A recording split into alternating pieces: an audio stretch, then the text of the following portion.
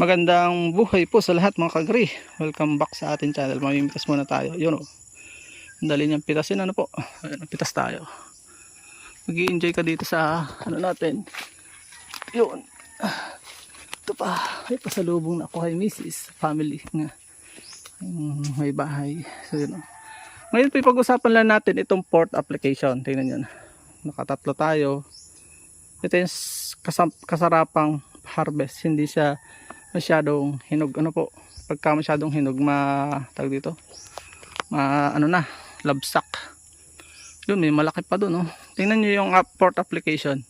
Nag-stop po kami sa 5 meters. Ito, mga 7 meters na ito. Hindi na kailangang magdagdag pa doon sa 7 dahil maganda rin yung may kapitan sa dulo. Basta ang mapapangako ko sa inyo, ginawa namin na totoo, 5 meters, nag-stop na po kami.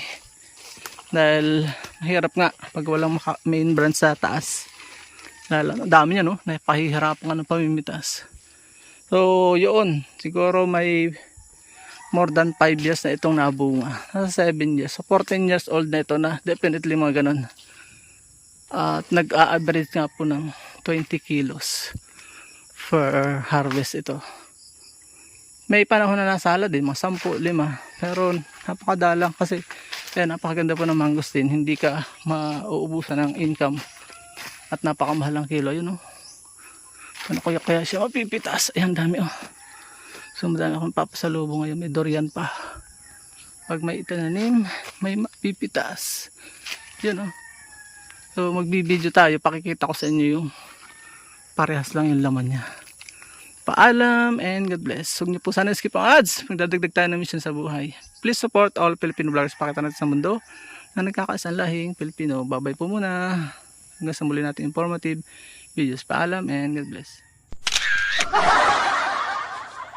At dyan po nagtatapos ang munti natin vlog. Kung kayo pinapagpala at mahilig kayo sa ganitong klase mga upload, please consider subscribing and hitting the bell icon so that you'll get notification sa mga upcoming namin videos. Ano po? Magkita-kits po tayo sa susunod natin mga vlog. Paalam and God bless. Bye-bye po muna.